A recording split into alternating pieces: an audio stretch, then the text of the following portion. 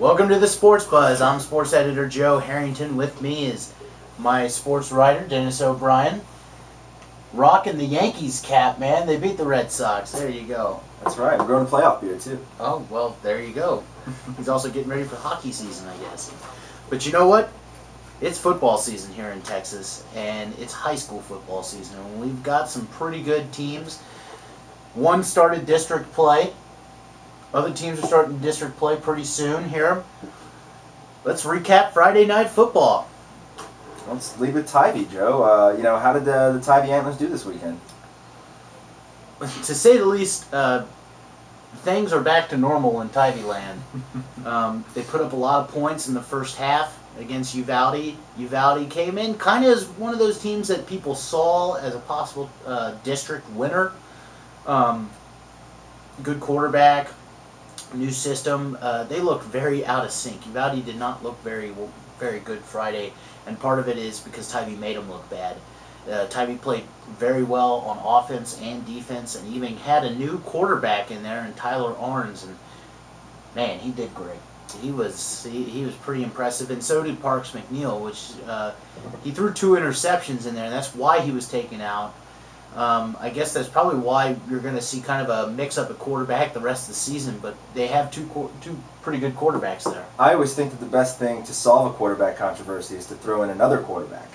Mm-hmm. I think that's going to be really interesting to see how that plays out the rest of the year. Yeah, and it's weird because this is Tivy. I mean, Tivy has had quarterback issues before, but, you've had Johnny Manziel. Before that, you had Manziel and Colton Palmer. Both were good quarterbacks. So it seems like every time you have a quarterback controversy at Tivy, it's not between one quarterback that isn't that great and the other one is young. It's between 2 very talented quarterbacks. And here at Tivy, you could say it's 3 because Colton Tucker did very well against Steele. But now it looks like he's going to be playing more receiver, and it's going to be Arns and McNeil for now. It's going to be interesting to see who starts against McCollum. But they both did very well. Arns, he had 59 yards receiving on 3 catches. He had like 98 yards passing on 4 or 5. And then he had, I think, 116 yards rushing on 13 carries. So he definitely piled it on.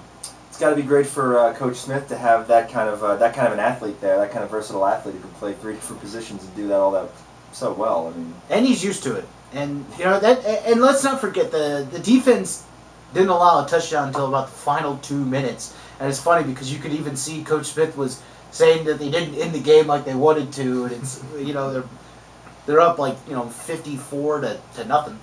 But so get the shutout next time, defense. Anywho, the defense played very well too. But let's talk about some of the other scores around there. And you know what? Let's talk about the Harper-Johnson City game. Well, I think that the most exciting thing there, of course, it was a 3 overtime game. Harper won 35-27 over Johnson City in triple overtime.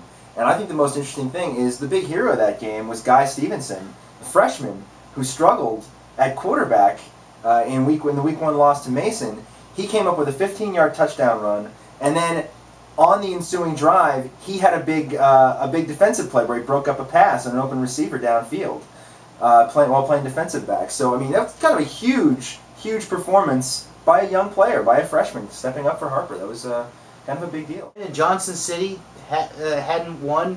If they had lost that game, you got to be thinking, man, they got to be going crazy out there at Harper, but this is a big win, no matter who it is. I think it's a game that they needed to win. You play a team that doesn't have a win yet, and they're going to come in playing desperate to try to get that win. And now, there's a big difference after 4 games. There's a big difference between your mood when you're 2-2 and when you're 3-1. Mm-hmm. Okay, and it doesn't matter if it was a little ugly. It doesn't matter if it's a triple overtime game against a team that you probably should have beat. You're 3-1 after 4 games. That's pretty solid with it. And you know what? Score that it's kind of weird because they were shut out.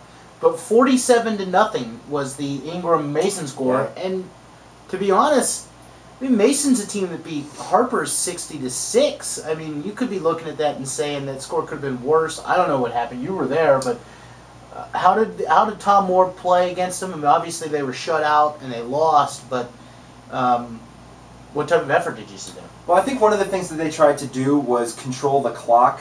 Against a team like Mason, and you see how well they can run the football, and I saw how well they can run the football because I also saw them the game where they beat Harper. And you try to slow them down by keeping them off the field, and Ingram ran the ball a lot more this week than you've seen them do all year. And there were times when that was working pretty well, where they could move the ball upfield pretty well, and Shearer was 7 of 17. The passing game didn't work all that well. Pieper had 69 yards, which isn't rushing to lead the team, which wasn't as much as he'd had the previous 2 weeks. But you saw them running the ball a lot more and just trying to keep Mason off the field. The problem is Mason's so athletic, they've got such a terrific offensive line. Their first 2 plays from scrimmage were long scoring plays. And that kind of put Ingram out of it right from the start. They were behind 21-0 before they could even breathe. After that, they kind of slowed things down. When you give up 26 points over like 3.5 quarters, it's hard to say that you played well defensively. But against a team with that much talent, I think they did as much as they could to slow them down. Yeah, some other scoring rundowns that we have here. Comfort was tied 21-all with Bernie High School. Then they wound up losing 41-21. Tough loss for them. Center Point. Center Point was actually tied also at the end of 3 quarters, but at the same time, they lost by a touchdown to, is it Nueces Canyon? Is that how you pronounce it? That's how you pronounce it. Spent a lot more time in Texas than I have. And they were close. Roberto Zendejo, the sophomore quarterback, had a solid game. He had 140 yards rushing and a touchdown. He also threw 2 touchdown passes. He had a really good game. Their offense apparently was going pretty well. They scored 27 points. It's one of their better games on offense this year. Yeah, high points for them. It's just, honestly, it's the first time all week that their defense hasn't been able to shut anybody down. Before this, they were giving up about 12 points a game. It's going to be interesting. That's going to be a heated playoff race there with Center Point because there's only three other teams in their district. One of them is Johnson City, which hasn't won a game yet. But if you can push Harper, then you're at least a decent enough team to make a run in a 3-team playoff. So that'll be interesting, but I think we still have a few more weeks until they even start district. Yeah, they only have 3 district games, so they're 4-1 now, so they have 2 more games to go before they even start district. That's what's so kind of crazy, and Coach Bubba Walters and I talked about this early on in the season after about 2 weeks. Talked about how you really could go in 6-1 into district play, riding high, and then you miss the playoffs. You just lose 2 games. That's got to be tough. But that also means that anything can happen. Center Point's playing well. It also means that they could have a few more troubling weeks like this and still make the playoffs. They could. So there's a flip side there. Right. He and I have talked a lot about their players trying to grow into the offense that they're running this year. It's his first year as the head coach there. They're trying something different. They've got a quarterback who hasn't played quarterback really before this, at least not at this level. And he said that he's just trying to get them to grow into that and get Zendejo into grow into that role as the quarterback before district. So if they can get those growing pains out of the way now, they're good. And then of course, it's hard to imagine a team losing when your running back and quarterback has 330 yards rushing. Is what Marshall Walker had. I don't even remember. Marshall Walker of Arley the Hills did that, but when the other team scores 91 points. It's tough. But that's what happened at OLH. I'm sure the Hawks will see that team again in the playoffs. Those are 2 very good 6-man teams. Moving on, Medina picking up a win over Marion's JV team last Thursday. They're back on Friday against Menard this week. So that's a recap of last week's football. Stay tuned. This week we'll have some more Buzz videos here. And we'll see you out there at the games.